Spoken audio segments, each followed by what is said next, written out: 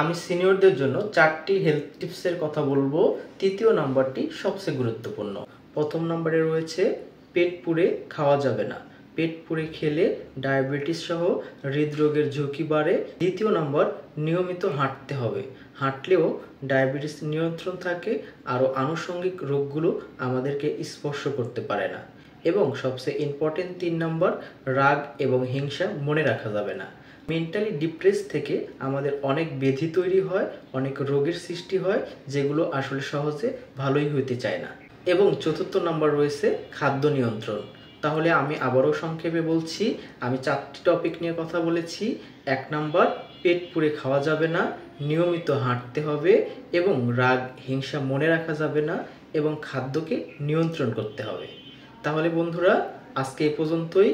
আবারও দেখা হবে নতুন কোনো টপিকে, নতুন কোনো ভিডিওতে। ততক্ষণ সবাই ভালো থাকবেন। আসসালামু আলাইকুম।